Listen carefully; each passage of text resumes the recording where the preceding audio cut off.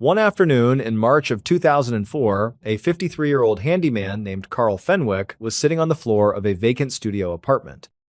He was in a somewhat run-down apartment building where he both lived and worked, located in a coastal town in northern England called Satan Carew. The building itself was called The Cliff, and it was perched right across the street from the ocean, offering a wide, gray view of the water. Carl was in the middle of a job, painting the apartment to get it ready for a new tenant, but he'd taken a break. He had his lunch spread out on a dust sheet beside him and was deep into one of his favorite spy novels. Carl was a huge fan of spy stories. He had a small collection of books that he would just read over and over again, finding something new in them each time. But as he was about to turn a page, a movement outside the window pulled his attention away from the book. He looked out and saw his landlady, a woman named Anne Darwin. She lived in a large Victorian house right next door to the apartment building. At that moment, she was standing in front of her house, but she wasn't alone. She was with her two adult sons, Anthony and Mark. What struck Carl immediately was that all three of them were dressed entirely in black, and each one was holding a wreath made of flowers. Feeling a bit like one of the spies from his novels, Carl stayed low and watched from the window. He saw the family of three walk across the street together, moving towards a grassy knoll that overlooked the sea. From his vantage point, he watched as Anne and her sons stood there for a moment, then bowed their heads. He could tell they were likely praying or sharing a moment of quiet remembrance. Then, one by one, all three of them tossed their wreaths into the ocean, watching as the waves carried them away. Carl knew exactly what this was about. They were honoring Anne's husband, John Darwin. 2 years earlier, John had died in a tragic kayaking accident right there in the waters just in front of their house. As Carl watched, he could see Anne's shoulders shaking. It was clear she was crying, and seeing her grief made him feel a pang of sadness himself. Carl cared deeply for Anne. Their relationship was complicated. He wasn't just her handyman and tenant, they had been secretly and romantically involved for almost 2 years, ever since he had first moved into the cliff. But Carl's connection to Anne went back much further than that. He had known her for most of his life, and, if he was being honest with himself, he had been in love with her for decades. Both Carl and Anne had grown up in a town near Satan Carew. The very first time Carl ever saw her was on the school bus back in high school.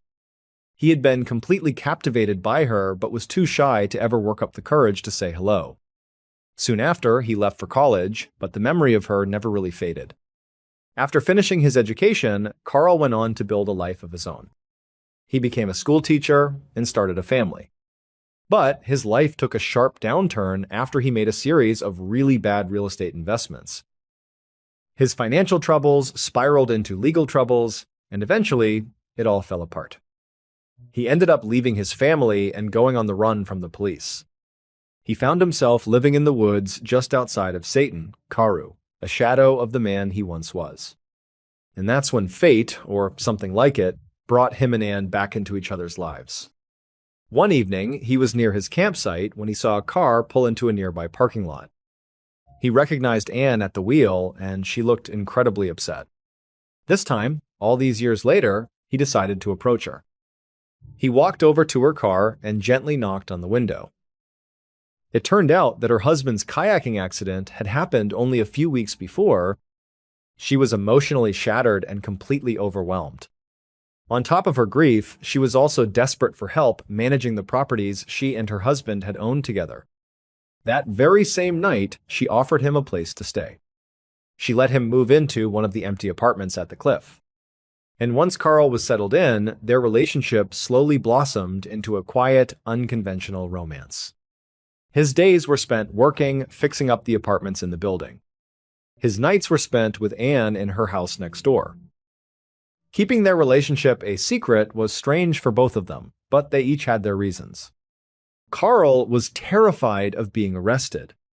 He was still a wanted man, so if anyone knew his true identity or where he was, it would all be over. For Anne, the situation was different. She felt that her family and friends expected her to be a grieving widow, possibly for the rest of her life. She was worried about what people would think if it looked like she had moved on so quickly after her husband's death. Their shared dream was that at some point, Anne could sell her properties. They would take the money, move far away together, and start a completely new life. But they both knew it was a long shot. The biggest hurdle was Carl. He would first have to figure out a way to leave the country without a valid passport and without getting arrested. Back in the apartment, Carl watched as Anne and her sons made their way back across the street and into their house. He sighed, picked up his spy novel, and went back to reading. But he wasn't just reading for pleasure anymore. As he followed the story's plot and the actions of the main character, he was making mental notes. He was actively searching for inspiration, for a clever trick or a loophole he could use. Carl was working on a grand plan, a plan that he hoped would finally allow him and Anne to escape and start their new life together. He was using these spy novels as his textbooks. A small smile crept onto his face as he thought about how brilliant his scheme was. He even imagined that someday in the future, an author might write a spy novel about him. It would take another 2 long years for Carl to finalize every detail of his plan.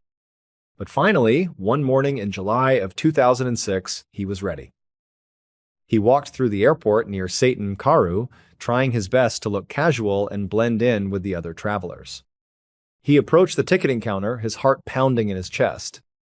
He handed his passport to the gate agent, then glanced over his shoulder. He saw Anne standing at the back of the line. Their eyes met for just a second before she quickly looked away. They had agreed to pretend they didn't know each other, just in case something went wrong. When Carl turned back, he saw the ticketing agent staring intently at his passport. His heart rate kicked up another notch. This was the moment of truth. The passport he was using was a fake. He had meticulously created a whole new identity for himself. He had used the birth and death records of a baby who had been born in the same year as him but had died in infancy.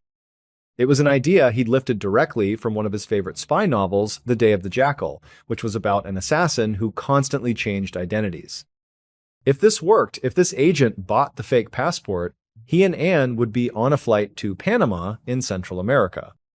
Carl's plan was to stay there permanently. He hoped that Anne would fall in love with the place and eventually move there to be with him. He had read a travel brochure on Panama that described it as a place for schemers, dreamers, and nutcases. That description made him feel like he would fit right in. Plus, the cost of living was incredibly low compared to the UK, and it was thousands of miles away from anyone who might recognize him. It seemed like the perfect place for them to disappear. But everything hinged on this one moment. It all depended on his fake passport being convincing enough to get past this agent. After what felt like an eternity, the agent looked up from the passport, smiled, and handed it back to Carl along with his boarding pass. Carl had to physically restrain himself from letting out a huge sigh of relief. Instead, he just gave a casual thank you to the agent. As he walked away from the counter, he turned back one more time and gave a subtle wink to Anne, who was still waiting in line. After decades of just reading about international spies, Carl felt like he had finally become one. And he had to admit, he liked the feeling a lot.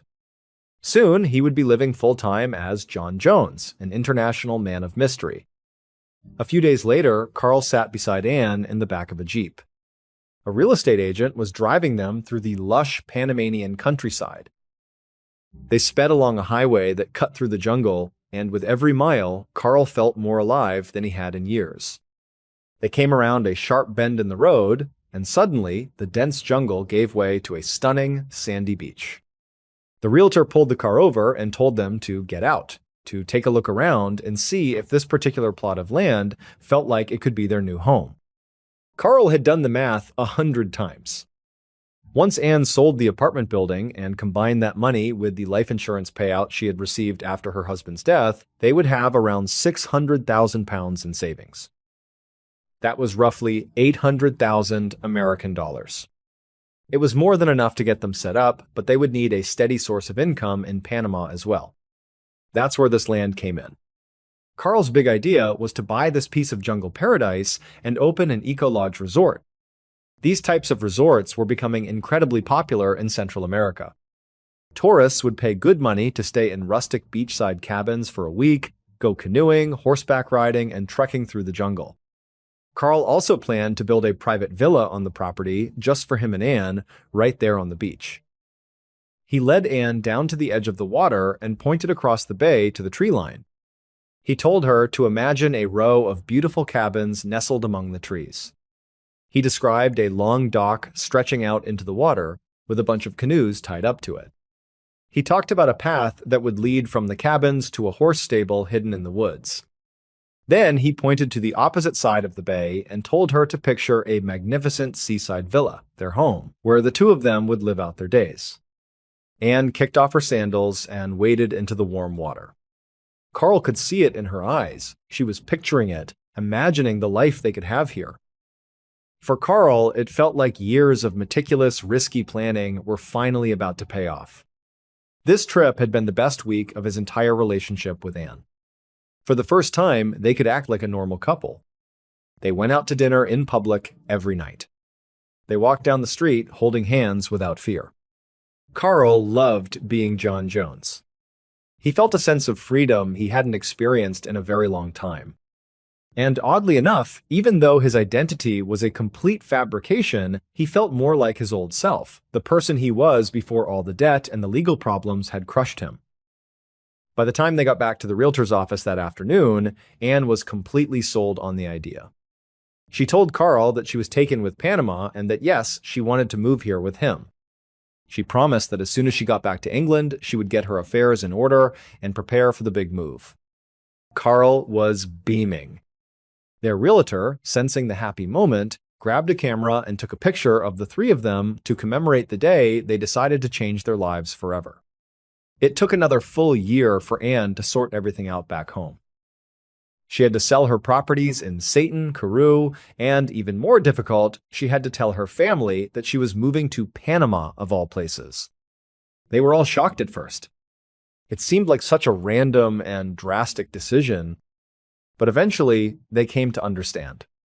They believed she needed to get away from England and all the unhappy memories of her old life with John. Shortly after Anne sold the last of the properties, Carl used some of their funds to buy a condominium in Panama City. It would be a place for them to live while they were building their dream resort. And then, finally, on the 22nd of October 2007, Anne moved to Panama for good. That night, Carl picked her up from the airport and drove her to their new home.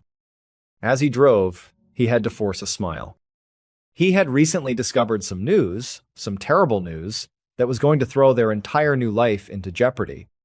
He gave Anne a quick tour of their penthouse apartment, then asked her to sit down at the kitchen table. Anne immediately sensed that something was wrong. Her expression shifted from excitement to worry. Carl took a deep breath. He told Anne how excited he was to build their resort together, but then he dropped the bomb. There was one last, unexpected obstacle standing in their way. He explained that he had only learned about it a few weeks ago and had been waiting for the right moment to tell her in person. He had discovered that the Panamanian government had recently instituted new procedures for anyone moving to the country. All new residents, including English citizens, now needed to present a certificate of good conduct from the British police. This was to prove they had no criminal record. For Anne, this was no problem at all. But for Carl, it was a catastrophe. He was living in Panama as John Jones. If the authorities looked into his identity, they would very quickly discover that John Jones didn't really exist. Anne put her head in her hands and whispered, "What are we going to do?" Carl admitted that he didn't have an answer yet, but he promised her that he would figure something out. He always did. The next morning, Carl walked with Anne along a busy street in Panama City. They window shopped, but Carl's mind was racing. He was trying to think of any possible way he could get around this awful new procedure. He didn't want to live in Panama illegally. He was done with hiding. The whole point of coming here was so that he and Anne could finally live their lives together out in the open. He followed Anne into an old vintage shop where she was looking at furniture for their new apartment. As he wandered aimlessly around the store, he came across a bookshelf filled with old books. He saw a few spy novels among them. All the books were in Spanish, so he couldn't read them, but he picked one up anyway. He began flipping through the pages, just hoping for some kind of spark, some kind of inspiration. And as he stood there, an idea did come to him. But it wasn't inspired by the book in his hands. He suddenly remembered the plot of a different spy novel, one he had read more than a decade ago. At the time he read it, he had thought the central plot was absolutely insane, far too crazy to ever work in real life. But now, as he and Anne walked around the city that afternoon, he kept coming back to that idea. He started to turn it over in his mind, seeing how he might just be able to adapt it to his own situation. Finally, at dinner that night, Carl told Anne that he was pretty sure he knew how to solve their visa problem once and for all. He warned her that the idea was incredibly risky, maybe the riskiest thing they had ever attempted. But he was confident that he could pull it off. 6 weeks later, on the afternoon of Sunday, the 2nd of December 2007, Carl was back in the United Kingdom. He was wandering around the West End of London, doing his best to look utterly lost and confused. He walked through streets decorated with festive Christmas displays, looking around with a vacant expression until a concerned store clerk came over to ask if he was okay. Carl gave her a shy, hesitant smile and asked, "Why are all the Christmas decorations up?" When she told him it was because it was December, he pretended to be baffled, as if he had no idea what month or even what year it was. He claimed he didn't know where he was. He then asked the clerk for help. Just as he had hoped, the store clerk frowned with concern. She took him by the arm and escorted him to the nearest police station. Inside, she explained to the officer at the front desk that something was seriously wrong with this man. The officer smiled kindly at Carl and asked him what the problem was. Carl knew that what he did next had to be an award-winning acting performance. The success of his entire plan depended on it. He scratched at his head, looked at the officer with pleading eyes, and said that he thought he had lost his whole family. The officer's demeanor immediately became more serious. He sat up straighter and asked for his name. And for the first time in 2 years, Carl didn't say John Jones. Instead, he gave the officer his real name. Carl had come to a realization. The only way he could ever truly feel like his old self again in Panama was to actually become his old self. He needed to reclaim the identity he had left behind. But to do that without also reclaiming all his old debt and his outstanding legal problems, it was going to require one more colossal lie. Carl looked the police officer in the eye and explained that he knew his name, but that was it. He claimed he couldn't remember anything else about himself because, he said, he had amnesia. The officer just stared at him, obviously dumbfounded. He then turned and called for his supervisor. From that moment on, things started to move very, very fast, but not at all in the direction that Carl had expected. Carl had believed that by claiming amnesia, he could essentially wipe his slate clean in England. He figured he could resume his old life under his real name, make a plan to pay back his creditors now that he was in a better financial position, and then get a real, legitimate passport.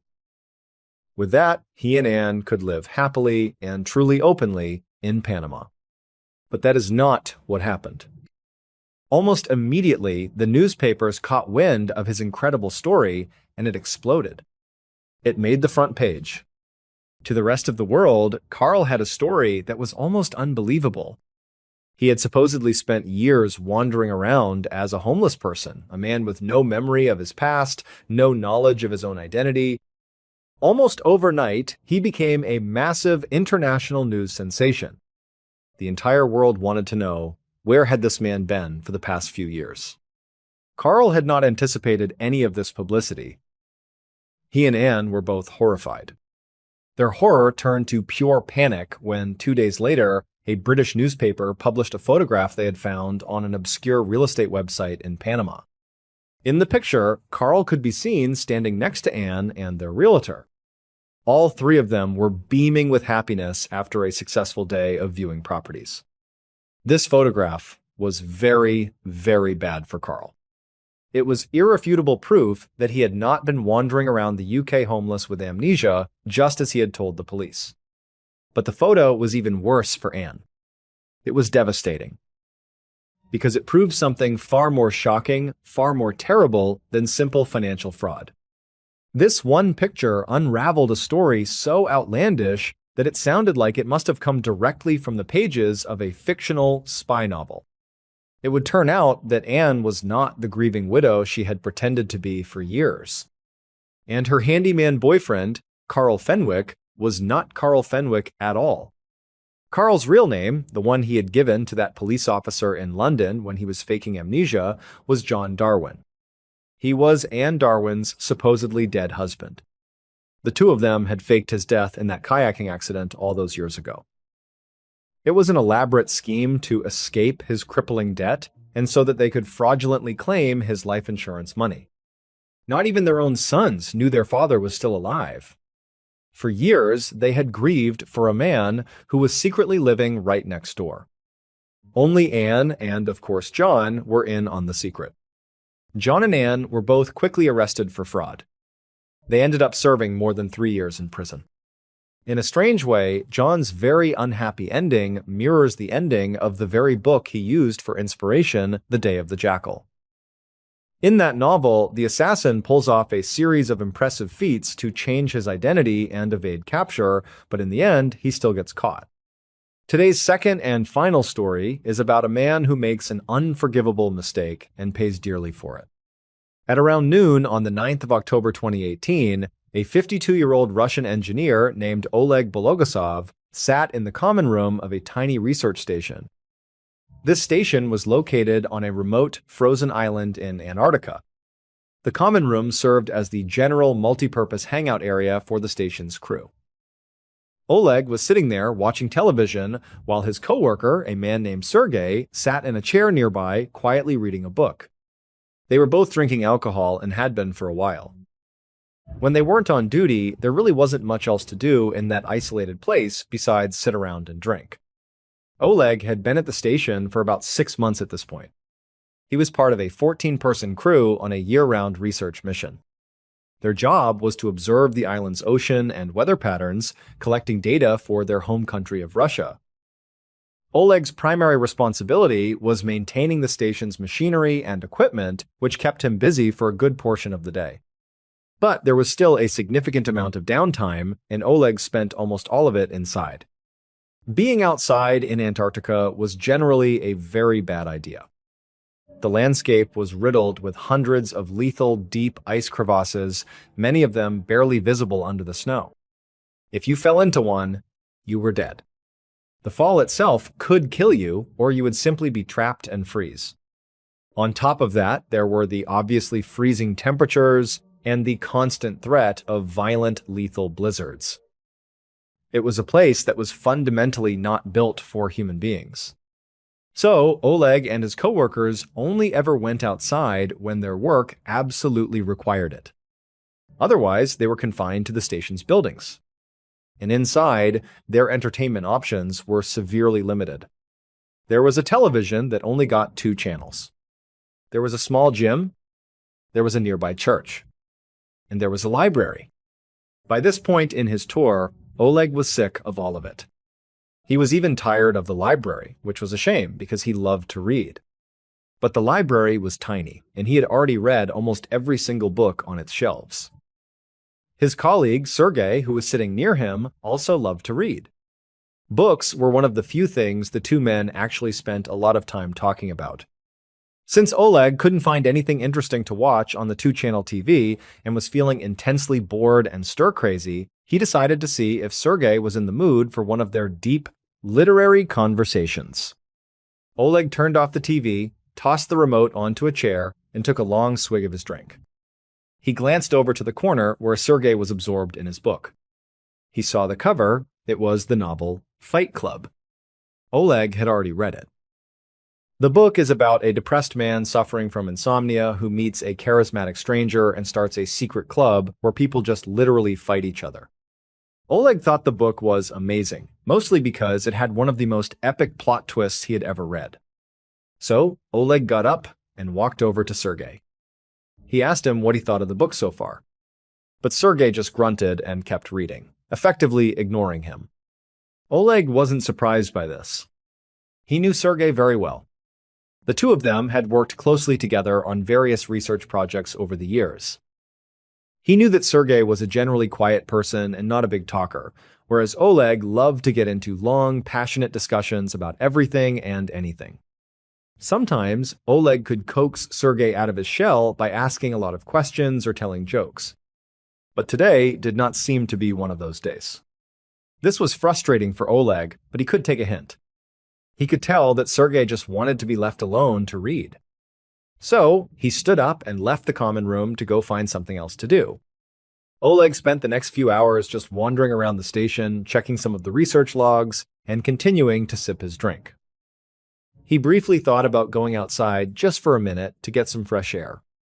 But when he checked the outdoor temperature, he saw that it was well below freezing. He decided against it. So, after 3 hours of trying and failing to kill time, Oleg finally gave up and headed to the cafeteria to get a bite to eat. It was around 3 in the afternoon when Oleg stepped into the dining room. He was feeling a bit flushed from all the booze he had been drinking all day. And the first person he saw when he got inside was Sergei. He was sitting at a table, still reading Fight Club, just as he had been doing hours earlier in the common room. Oleg got himself some food and then went over to sit with Sergei. He figured he'd try again and see if maybe now he was more open to chatting. And to his surprise, he was. When Oleg sat down, Sergei actually put his book down on the table and looked up, ready to talk. It was possible that he had also had a lot to drink by this point and was feeling a bit more sociable. So the two men began to discuss the book Fight Club.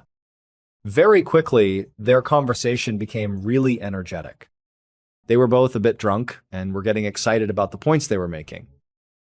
Then, Oleg made what he thought was a fantastic and insightful point about the book and its deeper meaning.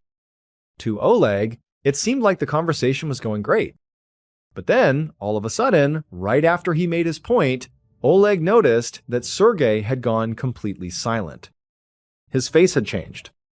Oleg, who could read Sergei very well by now, knew what this meant. Sergei was done talking. He wanted some space again. Oleg glanced down at his watch. He realized he actually did need to get some more work done before the day was over. He was about to look up and tell Sergei that he was going to go leave to check on one of their weather instruments. But when he looked up from his watch, Sergei was gone. He had vanished from the table. And at that exact same moment, a wild, agonized scream cut through the air right behind Oleg.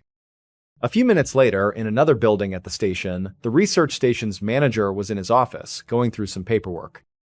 Suddenly, his office door flew open with a bang. The manager looked up and saw one of his employees standing in the doorway, looking absolutely panicked. The employee's eyes were wide, and his breath was coming in ragged gasps, like he was in a state of shock. When the employee managed to explain why he was so upset, the manager shot to his feet and told the man not to move. He then grabbed his heavy coat and flew out the door, into the brutal, freezing cold. The manager struggled to pull on his coat as he ran across the ice-packed ground, heading for the building that housed the cafeteria. The whole way there, he felt his own panic growing and growing. Because what that employee had just told him was something that had never, ever happened at their research station before. In fact, he wasn't even sure if it had ever happened on the entire continent of Antarctica before. When the manager finally reached the cafeteria, he flung the door open and looked inside. What he saw made him feel immediately sick to his stomach. It would turn out that Oleg and Sergei had been coworkers for a very long time. And because they knew each other so well, Oleg had learned over the years what specific things really truly annoyed Sergei. And Oleg, it seems, used this knowledge whenever he got bored and wanted to find a way to entertain himself. The way Oleg would intentionally upset Sergei was by violating a very serious, unspoken rule that virtually every human being knows not to violate. Every single time Sergei would start reading a new book, Oleg would wait until he was about halfway through, and then he would spoil the ending for him. This wasn't just a one-time thing. It was a pattern.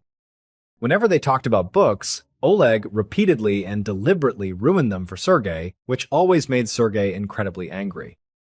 And that day, in the cafeteria, when Oleg sat down with Sergei, he didn't just make a great point about the book Fight Club.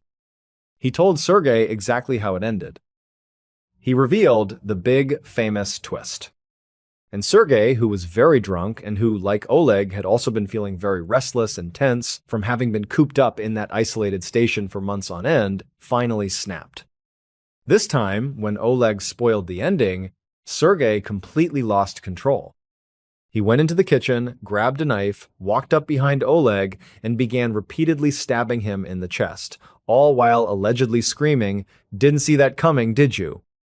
Once Sergei had calmed down, he was so shocked and horrified by what he had done that he immediately walked to the manager's office and turned himself in. He was then transported all the way back to Russia and arrested. He was eventually acquitted, however, since he had no previous criminal record. As for Oleg, his heart was severely damaged in the attack, but amazingly, after being evacuated to a hospital, he would survive. Thank you so much for watching. Let me know what you thought of today's episode in the comments. And remember, we have a whole playlist of true crime episodes ready for you to binge right now. Until next time, see ya. An individual by the name of Luther Charles was seated on the weathered wooden steps of his parents' front porch in St. Louis, Missouri, on a weekday morning in the month of March in the year 1995. Despite the fact that the air was cool and sharp, Luther did not detect it. His full attention was zeroed in on the newspaper that was spread out across his lap. It had been several hours since his parents had left for work, and the sound of their vehicles rolling out of the driveway was a familiar and rhythmic departure that signaled the beginning of yet another day that he would spend at home. Luther was unable to find work.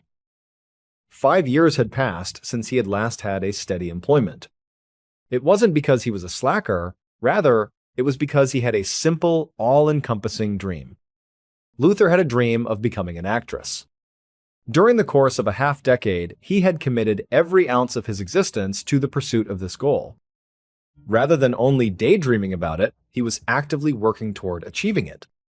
Until his own face seemed like it belonged to a stranger, he went to every audition he could find, studied monologues while he was in the shower, and practiced facial expressions in the mirror of the bathroom. On the other hand, the reality was a cruel cycle of hope followed by rejection that kept repeating itself. He would enter a casting room with his pulse hammering, perform his lines with everything he had, and then receive a courteous but forceful, "Thank you, we'll let you know." However, they never did let him know. 5 years of this had left him absolutely bankrupt, and he was still living in the bedroom he had used as a child at his parents' house. He was a grown man who was still dependent on the generosity of his parents. However, the dream itself had not diminished in any way, despite the ongoing series of setbacks. When all else was considered, it had gotten more intense and more urgent. He was aware of what his peers believed. He could hear it in the way his relatives would ask, "So, any luck with that acting thing?" He knew they saw it as a childish fantasy, a pipe dream. They were of the opinion that he ought to be practical, acquire a regular job that required him to work from 9 to 5, and acknowledge that there are certain things that simply aren't meant to be. On the other hand, Luther could not even fathom such a possibility. At that moment, the thought of abandoning up felt like a form of death. Either it was acting, or there was nothing at all. Consequently, he found himself back on this porch each and every morning, performing the same actions for the same reason. As he went through the classified section of the newspaper, he would slowly flip through it, his eyes searching for the words that would change everything: open call or auditions. While he was walking down a column of very small type on this particular morning, his gaze was drawn to something that caught his interest. It was a commercial that did not appear to be proper. The production of the musical was taking place in Ohio, which was several hundred miles away from where it was being used. From the beginning, Luther was only perplexed. There is no need for a theater company in Ohio to advertise for performers in a newspaper in St. Louis when they are located in Indiana. It was very confusing to me. As he read the text in further detail, however, he felt a surge of electricity go through his physique. In the advertisement, it was said that the producers were looking for a very specific type of actor to play a character that was described as being highly different and difficult to play. It was not an error. Rather, the advertisement was a targeted search. Additionally, as Luther read the particular criterion, he experienced a peculiar feeling of assurance that washed over him. There was more to him than merely a wonderful fit for this role. He embodied the ideal candidate. He was thinking that this might be the final solution. It's possible that this will be for him. However, he was well aware that this would not be a simple task. It was a very difficult challenge. To begin, there was the great distance between them. It was that exact night that the audition was scheduled, which meant that he would have to abandon everything, hop into his car, and drive for the entire day in order to have a brief opportunity to perform on a stage in Ohio. This brings us to the second and most significant point, the character themselves. If he wanted to provide a performance that the producers would never forget, he would have to do something drastic in order to properly embrace this part on the big screen. Considering the level of dedication that would be required, the majority of actors would not even contemplate it. Luther, however, was not like other actors. Once he had been informed that he was not good enough for 5 years, he was determined to do everything in order to prove his point. Desperation had been building up for such a long time that it had now reached a point where it had boiled over into a kind of reckless determination. Despite the fact that he was still holding the newspaper tightly in his hand, he got up from the porch and made his way back into the home. He then proceeded to stroll out to his vehicle a few minutes later. Over the course of his lengthy voyage, he was transporting 3 items with him. When he arrived at the theater in Ohio, he was accompanied by a map. In order to give him the bravery he would require, he had a whole bottle of whiskey in his possession. In addition to that, he was armed with a hacksaw to assist him in his role. During that particular evening in Ohio, a producer for the musical was seen sitting in a seat that was facing the front row of an auditorium that was otherwise empty. There were long shadows cast all across the room by the stage lights. She was really worn out. There had been a procession of hopeful actors coming and going for a number of hours, each one attempting to impress her by reading monologues, singing songs, and performing. In spite of the fact that she was aware that there was still a queue of people waiting outside in the corridor, she moaned and rubbed her temples. For the next person to enter, she yelled out for them to do so. Just a few moments later, a man made his way onto the stage by stumbling through the side curtain. The expression on the producer's face changed from one of exhaustion to one of confusion as she sat up a bit upright. As if he were intoxicated, the man was wobbly on his feet and swayed slightly from side to side. Additionally, he was dressed in a peculiar attire. He had thick, white bandages wrapped securely over his head, covering his ears and the most of his face. Both of his ears were covered. In a slurred and thick voice, he proclaimed that his name was Luther Charles. He staggered to the center of the platform, blinked into the lights, and then announced his name. He claimed that he had traveled all the way from Missouri to be considered for the role because he was aware that they were searching for a very certain type of actor, and he had made certain that he was an ideal candidate for the role. The producer was completely clueless about the subject he was discussing. She tried to urge him to clarify, to explain what he meant, but before she could get the words out, Luther began to lift his hands up to his head. She found herself unable to finish her sentence. Unwrapping the bandages was something he did in a methodical and slow manner. He yanked at the white gauze, allowing it to fall onto the stage floor in a jumbled mass due to his actions. As she watched, the producer felt a mounting sense of dread building up in her gut. It was only when the final bandage was removed, exposing the contents of the wound, that she was able to see it. Moreover, she started yelling for assistance. It would come out that the casting call that had been published in the newspaper, the one that had given Luther Charles such a powerful sense of hope, contained an error that was extremely terrible and devastating. Those who were in charge of producing the musical were looking for actors who were not just honest, but also courageous. But the advertisement that had been published in the newspaper in St. Louis contained a call for, quote, genuine earless actors. Luther Charles, who had been so consumed by his desire and so broken by 5 years of rejection, had come to the conclusion that this was his one and only chance. After driving all the way to Ohio, he had consumed a whole bottle of whiskey in an attempt to dull the pain. After that, he had committed a heinous act of self-mutilation by cutting off both of his own ears with a hacksaw. He was convinced that by making this sacrifice, he would be able to fulfill the role perfectly. Luther made it through the injuries he inflicted on himself. He received significant psychological care after being brought to the hospital, where he remained for some time. Nevertheless, he was not selected for the role. In the evening of October 2003, a woman named Tina was walking down the lengthy and narrow hallway of her apartment building in Harlem, New York. She was in the process of making her way down the corridor. While walking cautiously on the worn linoleum floor, she carried a grocery bag in one hand and moved with some caution. The walls were covered in pristine white tile, and the huge metal doors of the flats stood like sentinels on either side of the walls. The corridor was illuminated with a peculiar, pulsating glow as the fluorescent lights that were hanging above flickered in an irregular manner. Tina was confronted with a fragrance that was both recognizable and repulsive as she came to a stop in front of her own door, which resided in apartment 5D. It was coming from apartment 5E, which was right across the hall from where it arrived.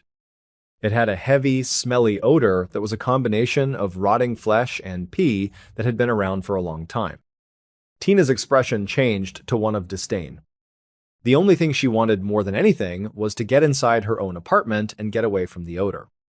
She hastily put her grocery bag down and began searching through her purse for her keys. The sound of footfall approaching from down the corridor came to her attention just as her fingers were about to close over the cool metal of her keys. As soon as she turned around, a surge of worry swept through her.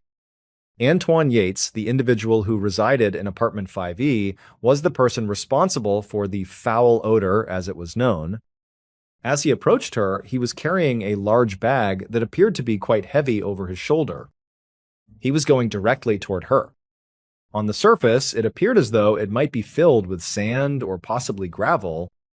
It was something that Tina had no idea what it was, and she had no desire to find out. Simply put, she was aware that she did not wish to be in any way close to him. The door was thrown open by her clumsy hands as she smashed her key into the lock, turned it, and then threw it open. To the point that she virtually dove inside, she grabbed her grocery bag from the floor, slammed the door shut behind her, and instantly threw the deadbolt. Because she had been so plainly impolite, she felt a rush of shame wash over her. Finally, Antoine had been her neighbor for a considerable amount of time. A period of time had passed when she had the impression that he was a completely decent and typical guy. However, as of late, he has undergone a shift in some aspect. He had developed an odd and peculiar demeanor, and his actions were causing her to feel extremely uneasy. The odor, which appeared to emanate from his apartment at all hours of the day and night, was the initial cause of the problem. Another factor to consider was the fact that he had turned into a complete recluse. Tina was unable to recall the last time she had saw him leave the premises for a period of time that was more than an hour all at once. There was a steady, unseen presence just a few feet away from her own front door, and it was as if he was holed up in there 24 hours a day, 7 days a week. On the other hand, the noise was the most unnerving aspect. Tina would hear heavy crashing and thumping sounds coming from Antoine's flat at irregular intervals, whether it was during the day or the night. The sound was similar to that of furniture being thrown around, but as far as she could tell, he never had any guests inside his home. There was only him inside the room. Despite the fact that Tina was unaware of what he was doing, she was beginning to get the impression that whatever it was not a nice thing. Despite this, she assured herself that it was none of her business.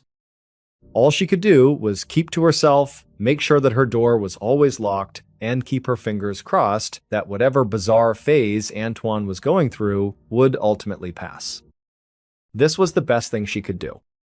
Following a couple of days, Tina made her way down to the lobby in order to retrieve her mail.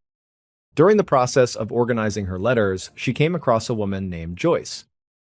Joyce was a resident of apartment 4E, which was the flat that was just below Antoine's. After a brief greeting, Joyce approached Tina with a worried expression on her face and walked over to her. Tina had the ability to sense that something was awry, so she inquired about the situation. In her explanation, Joyce mentioned that she had observed liquid dripping from her ceiling the night before yesterday. Her initial assumption was that it was nothing more than a leaking pipe or even a sink from the apartment above that was overflowing. On the other hand, she discovered that it was not water when she brought a cloth to wipe it up.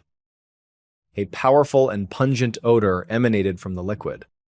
A scent of urine was present. Joyce then softened her voice and moved closer to Tina, bringing her closer to her. She stated that the pouring was not the only peculiar thing that occurred. She went on to say that she was able to hear sounds emanating from Antoine's flat on occasion, particularly in the late hours of the night when the building was entirely silent. Not a single crash or bang could be heard. It was almost like a whimpering sound. As soon as she heard that, Tina's heart began to race. She had exerted a great deal of effort to disregard the circumstance and to simply blank it out. However, now that she was aware that another neighbor was also going through strange and unsettling occurrences, she felt as though she could no longer maintain her silence. Something more than simply an odd odor was going on here. Tina made a suggestion to Joyce that they should initiate a call to the housing authority in order to have someone come out and investigate the situation that was occurring in apartment 5E. For her part, Joyce simply shook her head. She stated that she had already attempted that at least a few times. Despite the fact that she had contacted and voiced her displeasure, there had been no action taken as of yet. A new strategy was then suggested by Tina. It is recommended that they get together with all of the other neighbors who are worried and go to the housing authority as a group. It would be impossible to disregard the complaints of a significant number of tenants, wouldn't it? I concur with Joyce that it was a good idea. Following the exchange of phone numbers between the two women, Tina made her way back to her flat, feeling a little more optimistic about the situation. The very following day, however, Tina arrived into the lobby of her building and was greeted with a scene of commotion. This occurred before she had the opportunity to speak with anyone else during the day. Unable to contain his misery, Antoine was lying on the ground. In an effort to maintain control of the situation, 2 law enforcement personnel were crouching over him. Blood was spread all over the tile floor, and Antoine had inflicted significant cuts on both his arm and his leg. The wounds were gaping and deep. Tina halted for a while, unsure about what to do, and then swiftly hurried away from the scene, indicating that she did not wish to become involved. Upstairs, she hurriedly went to her apartment and locked the door behind her. However, she was unable to contain her interest. She made a beeline for her window, which looked out onto the street, in the hopes of gaining some insight into the unexpected events that had just taken place. I watched an ambulance pull up to the curb, and she noticed it. There were a few moments later when paramedics exited from the building while pushing a stretcher that included Antoine on it. They loaded him into the back of the ambulance, and then their sirens began to sound as they rushed away. Tina watched, hoping that she would hear the police officers coming down her corridor to smash down the door of apartment 5E at any moment. She was awaiting them with great anticipation. Clearly, a violent incident had taken place, and the flat in question had to be the location of the perpetrator. She, however, waited. She waited for an hour, but she did not hear anything. The corridor remained devoid of sound. Then she peeked out her window once more and observed the 2 police officers who were stationed in the lobby walk out of the building, get into their squad vehicle, and then simply drive away. It was a shock to Tina. She was unable to comprehend all of it. There is no way that Antoine could have ever told them something that would have caused them to depart without even checking out his place. A growing sense of panic began to envelop her. What would happen if someone was harmed inside then? Imagine for a moment that Antoine had been assaulting someone and that they had finally started fighting back. Regardless of what was taking place, it was made abundantly obvious that it would never cease unless another individual raised their voice. She was aware of what she needed to do, despite the fact that it terrified her. She obtained her phone, contacted 911, and provided the dispatcher with all of the information that she was aware of regarding her neighbor who lived in Unit 5E. Tina arrived home from work the following day to discover a large crowd assembled on the pavement in front of her building. There were hundreds of people standing there, and each and every one of them was looking up at the opposite side of the structure. Tina's jaw fell as she followed their eyes and looked at them. From the roof of the building, a law enforcement officer was rappelling down the side of the structure. As he stood there, he was armed with a huge weapon and dressed in combat gear. He went slowly and cautiously, making his way down until he came to a stop, hung in the air right outside a window on the 5th level. Tina was taken aback when she became aware that he was standing at Antoine's window. The gathering remained silent as the officer began to tap on the glass, and they watched in reverent curiosity. Instantaneously, the window shattered outwards, causing pieces of glass to fall down onto the street below. Internally, it had been shattered into pieces. Instantaneously, the cop raised his firearm and fired a number of shots into the flat. Concurrently, he gave a signal to the officers who were stationed on the roof, and they immediately started dragging him up and away from the window. After a few minutes had passed, the front doors of the building suddenly opened, and a half-dozen additional officers came sprinting out of the building.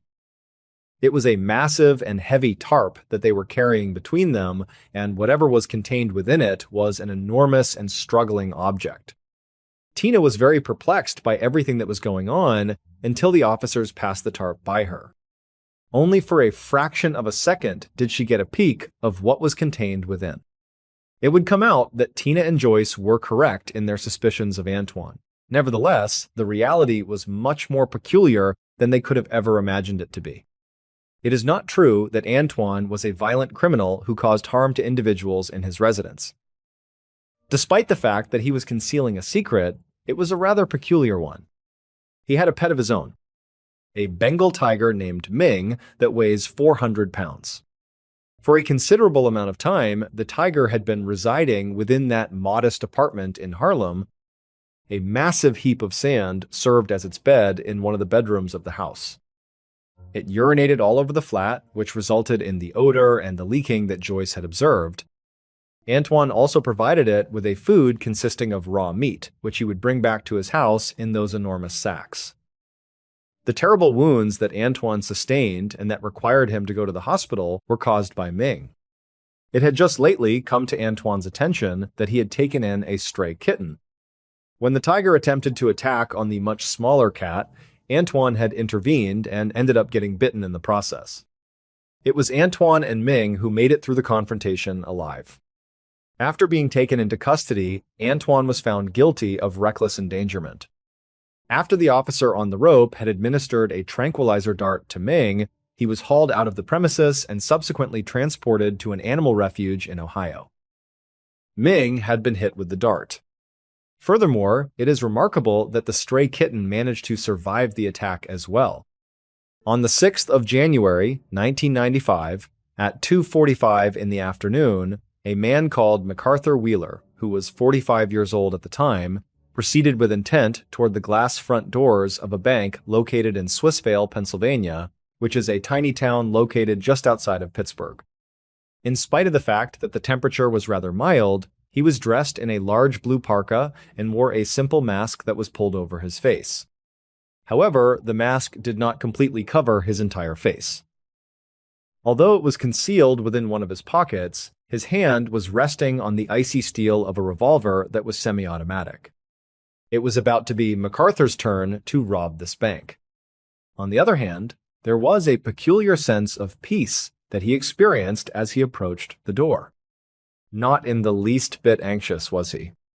It came as a surprise to everyone, especially considering that MacArthur had never done anything remotely like to this in his entire life. But he was not by himself. The individual that was already inside was his acquaintance, a man named Clifton Johnson, who was 43 years old.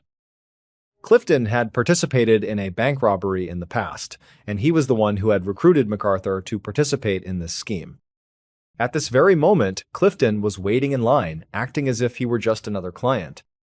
However, in reality, he was acting as MacArthur's sidekick and lookout. In order to carry out this heist, the two men had spent several days carefully arranging every aspect of it. They were familiar with the layout of the bank, had timed the flow of customers, and had practiced each and every move they were going to make. Clifton exuded an air of serenity and self-assurance, in contrast to MacArthur, who had initially been filled with fear at the prospect. MacArthur had been taken through every conceivable scenario that could have gone wrong, and he had devised a backup plan for each and every one of each of those scenarios. The self-assurance that Clifton exuded had already made its way into MacArthur by the time this day arrived. At this point, he was very positive that their strategy was devoid of any possibility of failure and that they were going to be able to get away with it.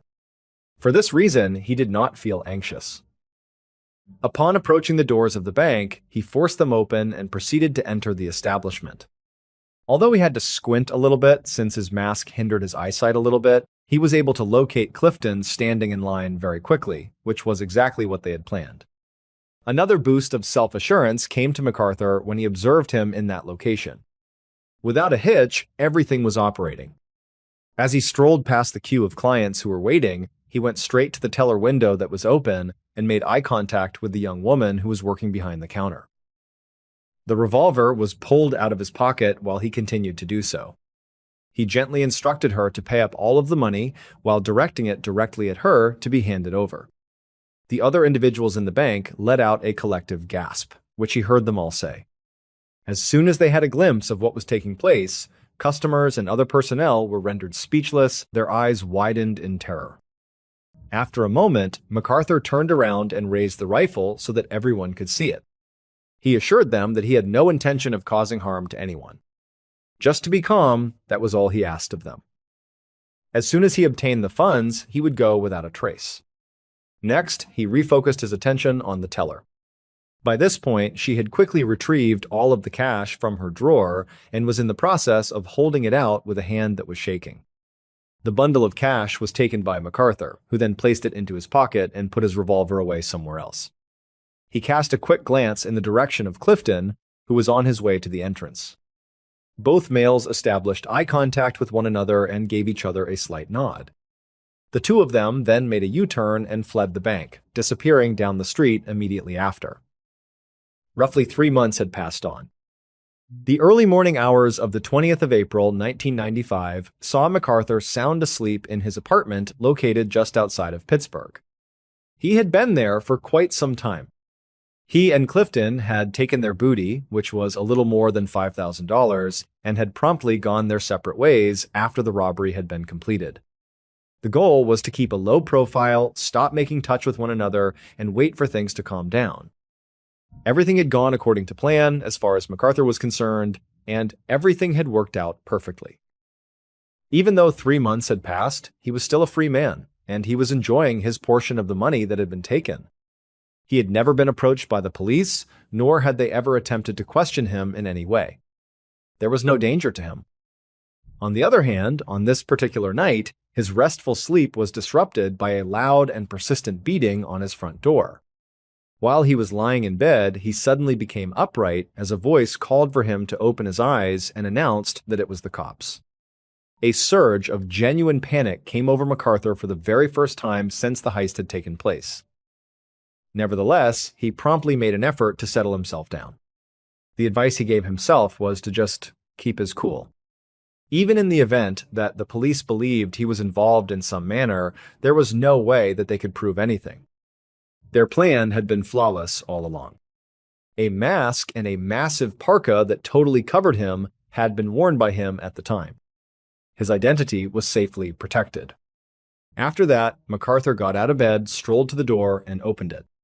He took a deep breath before doing so. In the corridor, there were a number of law enforcement officers standing. The question was posed by MacArthur, who put on his most bewildered appearance and inquired about the situation. When he was notified that he was being arrested for armed robbery, one of the cops informed him of the situation. The officer then displayed a photograph to the public. The image was a still one, and it had been printed from one of the security cameras at the bank. And MacArthur's face was seen in the photograph, as plain as the sun. It was possible to make out every nuance of his appearance, from his eyes to his nose to his mouth. It could not have been anyone else but him. In point of fact, it did not appear in any way that he was wearing a mask throughout the entire photo. Despite his mind's inability to comprehend what he was seeing, MacArthur continued to stare at the photograph. This was not to be expected. His expression was a mixture of amazement and bewilderment as he looked up from the photo to the faces of the cops serving the law. Afterwards, he uttered a remark that would leave the police absolutely perplexed when they heard it. "Just now," he articulated, "but I wore the juice." In the course of the bank heist, it would be discovered that the mask that MacArthur Wheeler was wearing was not a ski mask, a Halloween mask, or any other form of mask in the conventional sense. What can only be characterized as a breathtaking leap of erroneous logic, MacArthur and his accomplice Clifton had come to believe that they had discovered a hidden way to turn invisible. This is something that can only be described as outrageous. The thing that they had done and what they sincerely believed would fully conceal their identity from the surveillance cameras was to put lemon juice all over their faces. As a matter of fact, they were under the notion that the acidic juice would function as a kind of invisibility cloak, rendering their faces hazy or completely invisible to electronic surveillance. Lemon juice does not, contrary to what they believe, possess the ability to render you invisible. Upon reviewing the CCTV footage of the bank, the police were presented with a high-definition, crystal-clear view of MacArthur Wheeler and Clifton Johnson committing the theft of the bank. The fact that there was such abundant evidence meant that it was just a matter of time before they were recognized and taken into custody. The role that Clifton Johnson played in the armed robbery resulted in him receiving a sentence of 5 years in jail. MacArthur Wheeler was given a sentence that was significantly more severe, which was 22.5 years. On the other hand, this odd and almost comical crime did not completely end there. In the end, a professor of social psychology at Cornell University became interested in the story of the lemon juice bandits when it was reported in the media and eventually drew his attention. After reading about the case, the professor was struck by something that had a deep impact on him. A level of stupidity that was almost impossible to grasp was suggested by the fact that MacArthur Wheeler sincerely believed that lemon juice would render him invisible and that he was so certain of this view that he used it as a basis for betting his freedom on it. Even more remarkable, however, was MacArthur's reaction of surprise when he was discovered. The fact that he was confused gave the impression that he was not only incompetent, but that he was also totally oblivious to the fact that he was failing. The professor's interest was piqued by this thought, and he accordingly started conducting research on the topic. This research finally resulted in the development of a well-known psychological theory that is now commonly referred to as the Dunning-Kruger effect. In essence, the effect argues that individuals who have a low capacity to perform a task have a tendency to exaggerate their own abilities. In more straightforward terms, the more terrible a person is at something, the less likely it is that they will acknowledge how incompetent they are at that particular item. At the end of the day, it's true that the more ignorant you are, the more self-assured you become. You are very much appreciated for watching. If you watched today's program, please share your thoughts with me in the comments section. You should also keep in mind that we have a whole playlist of episodes of true crime ready for you to watch in one sitting right now. Up until the next time, what's up?